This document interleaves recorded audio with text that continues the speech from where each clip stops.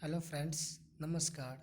आज हम class 10th के हिंदी के नागरी लिपि चैप्टर से प्रश्न लिए हैं जो कि बिहार बोर्ड एग्ज़ाम 2022 के लिए काफ़ी महत्वपूर्ण है। तो पहला प्रश्न है, गुणाकर मूले ने मिडिल स्तर की पढ़ाई किस भाषा में की? इसका आंसर होगा ए, मराठी भाषा में। अगला प्रश्न है, मूले ने अंग्रेजी व हिंदी की पढ़ाई कहाँ पर की? इसका आंसर है सी, वर्धा में। नेपाली भाषा किस लिपि में लिखी जाती है? इसका आंसर है डी, देवनागरी लिपि में। अक्षर का संबंध वर्तमान में किस भाषा से है? इसका आंसर है बी, मराठी से। अगला प्रश्न है, बंगला लिपि प्राचीन नगरी लिपि की है। इसका आंसर है बी, बहन। अगला प्रश्न, केरल के शासकों के द्वारा सिक्कों पर वीर केरलस्य शब्द किस लिपि में लिखी गई है?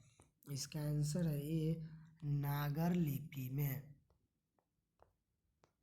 पहल किन राजाओं के लेखों के लिपि को ही नंदी नागरी नाम दिया गया? इसका आंसर है बी, विजयनगर के राजाओं का। अगला प्रश्न है, टकसाल का संबंध है। इसका आंसर है ए, सिक्कों का। श्रवण बेलगोला स्थान का संबंध है। इसका आंसर है ए, जैन धर्म से। किस शासक ने अपने सिक्कों पर राम सीता की आकृति और नागरी लिपि की रामसिंह शब्द अंकित करवाए थे? इसका आंसर होगा सी, अकबर। अगला प्रश्न है, नागरी लिपि शीर्षक निबंध के निबंधकार हैं। इसका आंसर है ए, गुणाकर मूले। अगला प्रश्न है, नागरी लिपि शीर्षक पाठ किस पुस्तक से लिया गया है? इसका आंसर है बी, भारतीय लिपियों की कहानी। मराठी भाषा की लिपि कौन सी है? इसका आंसर है सी, देवनागरी लिपि। अगला प्रश्न, सिद्धम क्या है? इसका आंसर है डी, एक प्रकार की लिपि है। किसे देवनागरी की संज्ञा दी गई है? इसका आंसर है बी, काशी। अगला प्रश्न है, मालवा में नगर नागर लिपि का इस्तेमाल होता है, ऐसा किसने कहा? इसका आंसर है ए, अल्बेरूनी। अगला प्रश्न, ओमोघवर्ष कौन था? इसका आंसर बी, प्रख्यात राष्ट्रकूट राजा। अगला प्रश्न, मिहिर भोज की ग्वालियर प्रशस्ति किस भाषा में है? इसका आंसर है सी, संस्कृत भाषा में। अगला प्रश्न, बेतमा कहाँ है? इसका आंसर है ए, इंदौर के पास। ईसा की 14वीं-15वीं सदी के विजयनगर के शासकों ने अपने लेखों की लिपि को कहा है? इसका आंसर है ए, नंदी नागरी। अगला प्रश्न, हिंदी लिखी जाती है। इसका आंसर है ए, देवनागरी लिपि में। विजयनगर के राजाओं के लेखों की लिपि को क्या नाम दिया? इसका आंसर है सी, नंदी नागरी लिपि। अगला प्रश्न, नागरी लिपि कब एक सार्वदेशिक लिपि थी? इसका आंसर है सी, 8वीं-11वीं सदी में। अगला प्रश्न, पहले दक्षिण भारत की नागरी लिपि क्या कहलाती थी? इसका आंसर है डी, सिद्धम। गुणाकर मूले का जन्म कब हुआ?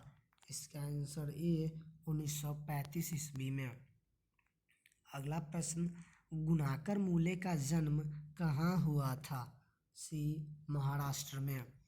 इन्होंने किस पुस्तक में पुरानी लिपियों में विस्तृत जानकारी दी है? बी अक्षर कथा।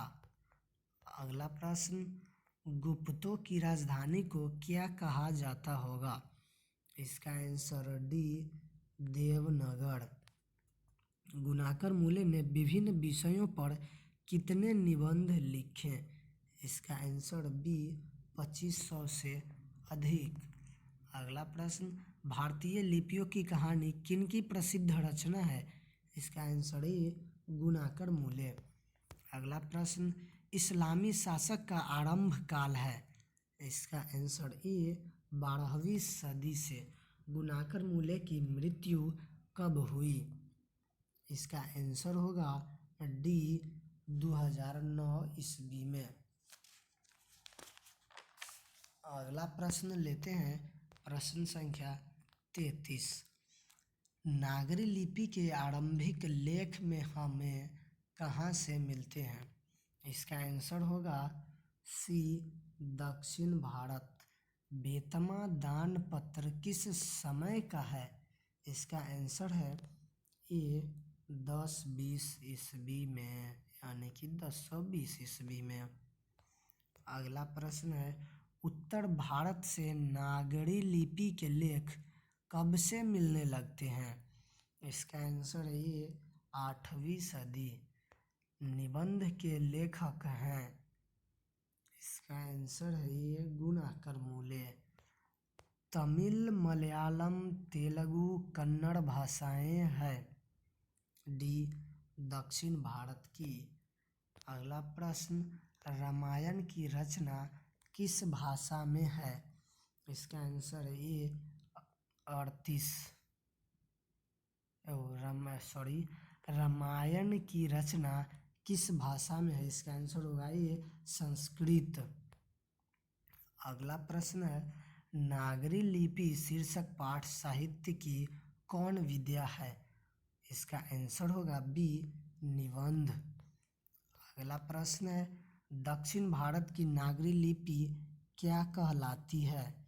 इसका आंसर होगा सी नंदी नागरी। अगला प्रश्न, 10वीं 11वीं सदी में किस रचना ने भारत यूरोप के बीच व्यापार संबंध के बारे में बताया है? इसका आंसर है सी पद्मावत। अगला प्रश्न है, दक्षिण भारत में द्रविड़ भाषा परिवार की कौन सी भाषा सबसे अधिक प्राचीन है? इसका आंसर होगा ए तमिल। अगला प्रश्न, सरहपाद की कृति है? ए दोहाकोश। दोहाकोश किसकी रचना है? ए सरहपाद की। अगला प्रश्न, हिंदी के आदि कवि कौन हैं? डी सरहपाद। अगला प्रश्न, सूर्य नामक पुस्तक किनकी रचना है? इसका आंसर होगा सी गुणाकर मूले। और इस चैप्टर का लास्ट पर प्रश्न है कि नेवाड़ी भाषाएं किस लिपि में लिखी जाती है? इसका आंसर होगा ये देवनागरी।